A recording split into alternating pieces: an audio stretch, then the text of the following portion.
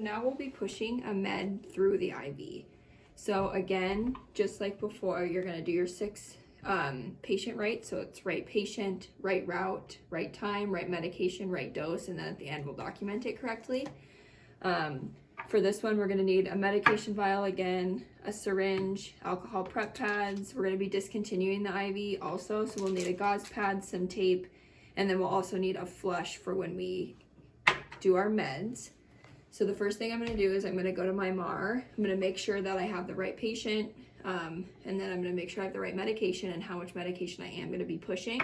So we're going to give 2 mils of our medication. So I'm going to take out my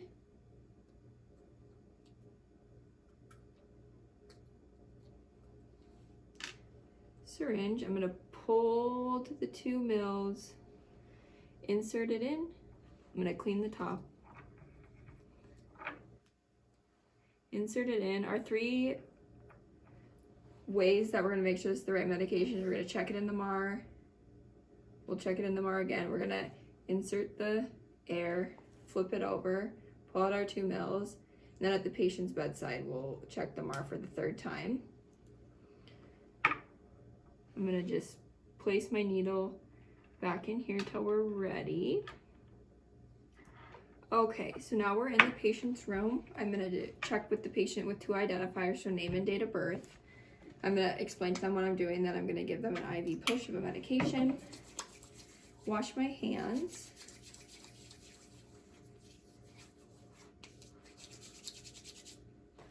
Put on some gloves.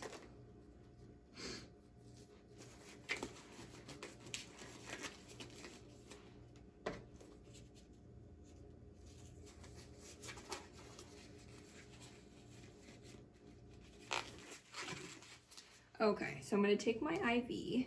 There usually is a little blue cap on it. I'm going to take it off. I'm going to clean the site. We're going to take our needle, take the needle off. And then we have our medication. We're going to set that there for a minute. We're going to flush our IV with at least 3 mils of water or saline. Take that off, take our medication, and then inject the medication slowly. You don't want to just push it all at once.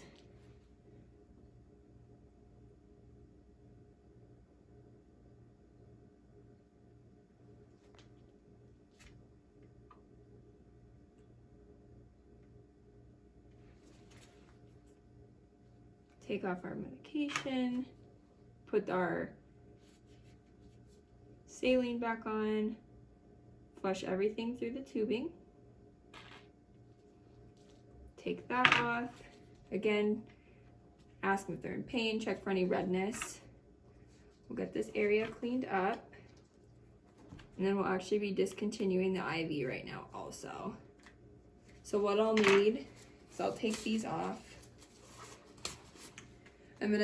As I'm waiting, I'm gonna document any reactions, what kind of medication I gave, how much medication I gave.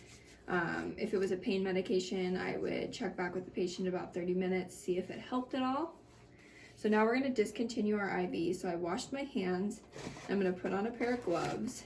What I'll need is a piece of tape, and then a prep pad. A little 2x2. Open that.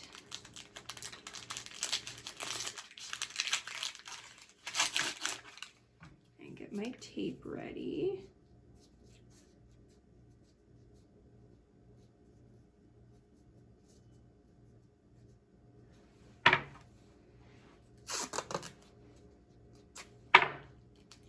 Okay, so we're gonna make sure that this doesn't pull out with it, but we're gonna kind of loosen all the tape around.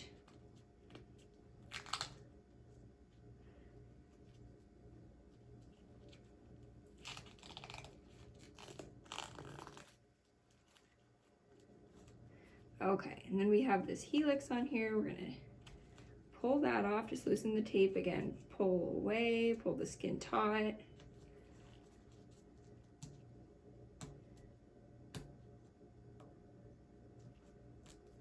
Okay, so now we're gonna take our gauze pad, place it over the site and pull. We're gonna dispose of this.